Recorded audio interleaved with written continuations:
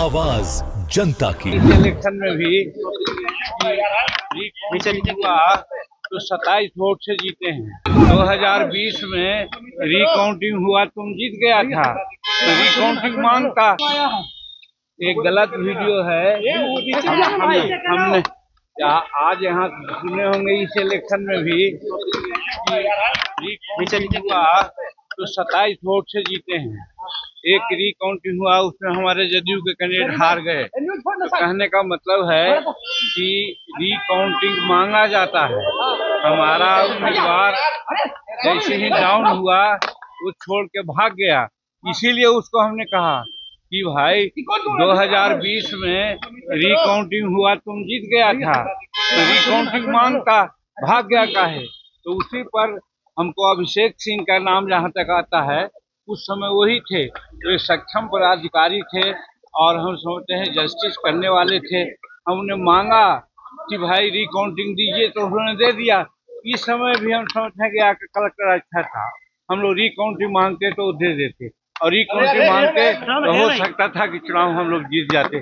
जैसा कि देखे कि एक 27 वोट से जीता, एक 27 वोट से हारा, तो हम लोग भी जीत सकते थे। इसी बात की चर्चा हमने की। अनिल कुमार सवाल खड़ा कर रहा है, पक्ष में बोले हैं मांझी जी, ये तो हमको पता नहीं है। अब अनिल कुमार क्या कहेंगे? अनिल कुमार तो डिमोरलाइज होकर के भाग गए थे, उन्हीं की तो गलती है। नहीं भागते, वो रिकाउंटिंग मांगते।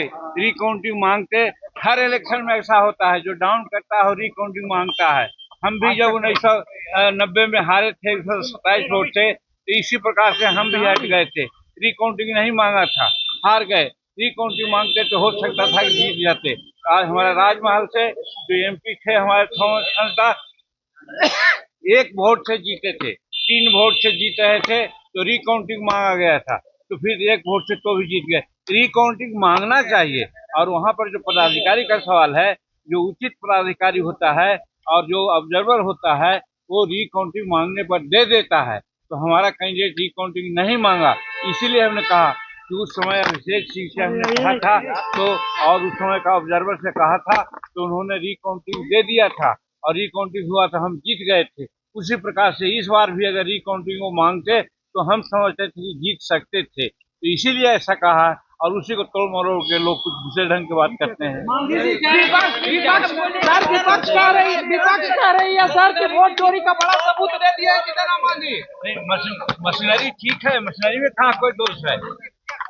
न मशीनरी में दोष है, न पदाधिकारियों में दोष है, हमारे कार्यकर्ताओं में दोष है कि हतोत्साह होकर के भाग जाता है। लड़ना चाहिए। अभी भगवान में देखा ना जी, 20 गाड़ियों से आया, 200 कार्यकर्ताओं के साथ आया और वो रिकाउंटिंग मांगा तो कई एक वोट से हार रहा था और 27 वोट से जीत गया।